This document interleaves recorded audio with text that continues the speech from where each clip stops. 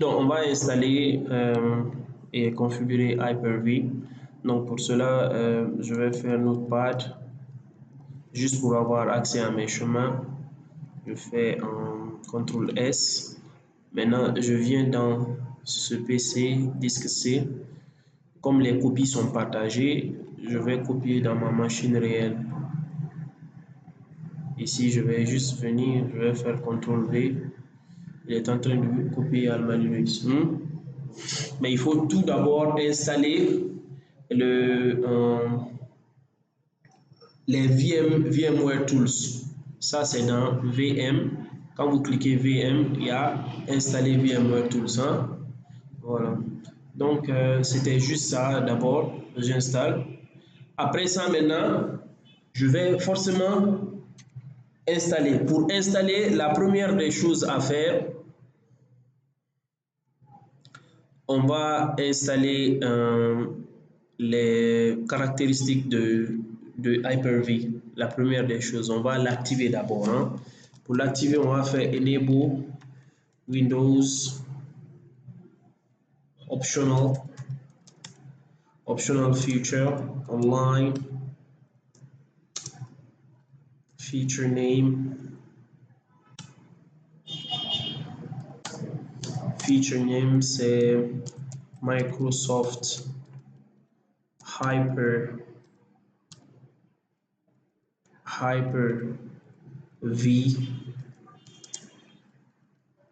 On va l'installer sans le démarrer. All no restart. Il est en train de l'activer. Après avoir activé ça, il faut forcément qu'on active les AirSats pour Hyper-V, les outils d'Hyper-V et l'outil de clustering, c'est-à-dire de mettre les machines virtuelles en pile. Après ceci, maintenant, on va redémarrer l'ordinateur et commencer maintenant proprement à installer Hyper-V. Sinon, ça va causer des problèmes. Il faut forcément des prérequis pour le moment. Donc, après avoir fait ça, on va faire Install Windows Feature AirSat Hyper-V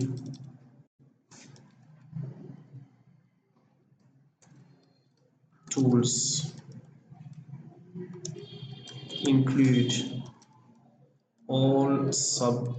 tous les sous-caractéristiques.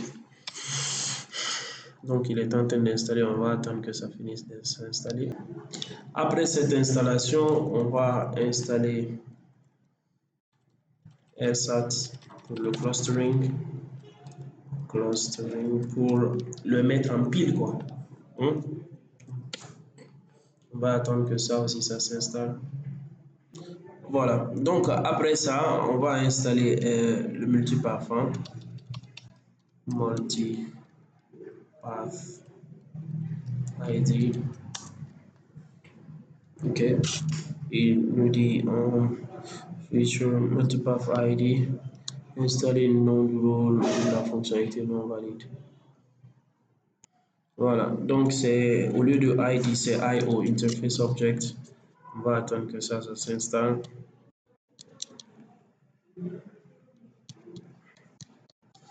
Dès après ça, on va redémarrer l'ordinateur. On installe Hyper-V et on démarre. Pour que les prérequis prennent en compte, on va redémarrer l'ordinateur pour une première fois. On va attendre. Ici, on redémarre l'ordinateur, on fait Restart Computer. Voilà. Maintenant, l'ordinateur a redémarré. On va installer Hyper-V. Pour installer Hyper-V, on fait Install Windows Feature. Install Windows Feature Name. Je vais mettre Hyper-V. Maintenant, je vais l'installer sur mon ordinateur. Mon ordinateur s'appelle comment? Je vais faire hostname d'abord. Hostname, c'est serveur core. Mon ordinateur s'appelle serveur core, donc je fais... Non, je veux voir d'abord mon ordinateur pour installer maintenant sur mon ordinateur. Donc, je vais faire Install Windows Feature. Name Hyper-V.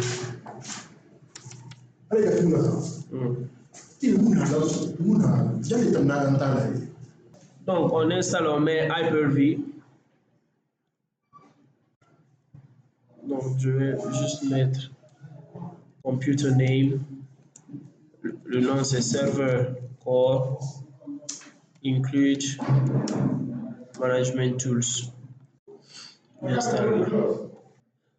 Voilà, après ça, on va redémarrer, restart computer pour qu'il prenne en compte. Voilà, l'ordinateur a fini de se redémarrer. Maintenant, on va créer la forme, puis on va mettre un CD dedans et allumer.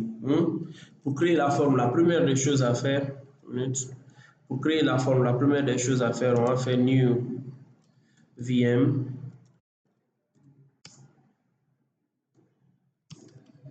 Donc, ici, c'est new VM. On va mettre VM. On va nommer notre machine VM, quoi. Maintenant,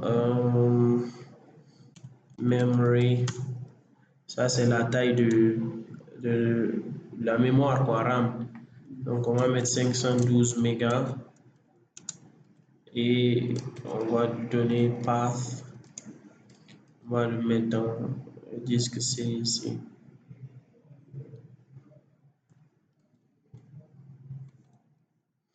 Donc, on va créer la machine virtuelle dans le disque C. Maintenant, après ça, on va forcément créer, on a créé une mémoire RAM, on va créer une mémoire ROM. Donc, pour créer une mémoire ROM, c'est de type VHD. Donc, new VHD, path, C, on va le mettre dans C et on va le nommer VHD. VM, on va le nommer VM avec l'extension VHDX. Maintenant, on va lui donner la taille. La taille, c'est combien? On peut lui donner 15 Go comme l'autre. On va lui dire de lui donner de manière dynamique au fur et à mesure. Voilà, il l'a créé. Donc, si on fait C, on fait LS, tu vas voir ici, il n'a pas sorti tout. Donc, je fais CD, C simple, CD 2.2 points.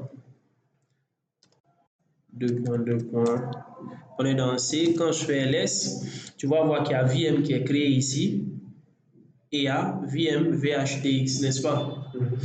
Maintenant, après ça, il faut que je vous dise où se trouve mon hard disk, mon disque. Je l'ai créé, mais je ne l'ai pas attaché d'abord à ma machine virtuelle. Je l'ai créé à part, mais je ne l'ai pas rattaché à ma machine virtuelle. Donc, je fais add VM hard disk drive. Je vais lui donner le VM name, c'est VM controller type 1 path. Je lui donne C2 points VM point. Voilà. Donc je lui ai attribué ceci. Maintenant après ça, il faut que je mette un CD dedans. Parce que j'ai créé le disque, mais il me faut mettre un CD comme Alman Linux pour le booter, n'est-ce pas? Donc pour ça, je vais faire set VM DVD drive, VM name, c'est VM controller number. Controller number, je vais lui donner un path. Le chemin maintenant, c'est C2 points. C'est de type ISO 1. Donc, c'était Alma Linux. Voici ISO. Le CD est dedans. Maintenant, ce que j'ai à faire, c'est d'allumer maintenant. J'ai créé la forme, j'ai créé la mémoire ROM, j'ai lié la machine virtuelle à la mémoire ROM. Maintenant, ici, j'ai mis le disque pour booter. Mais il faut faire appel au fichier ROM là où c'est déjà, j'avais mis dans C. Donc, je l'ai spécifié ici. Donc, maintenant, je fais start VM. Le nom, c'est VM. Voilà. Donc, si je fais get VM, tu vas voir que le CPU a déjà pris 9%. Qu'est-ce qu'on dit? Statut, fonctionnement normal, c'est en cours d'exécution. Si je veux maintenant avoir accès, il me faut comment dirais-je, une interface d'accès au VM que je vais installer par exemple sur mon Windows 10 et connecter sur mon serveur pour voir mes machines virtuelles. Tu as compris? Ah, maintenant, l'utilisation dans les machines virtuelles, il faut une interface. Il faut une interface, oui, forcément. Donc c'était tout ici.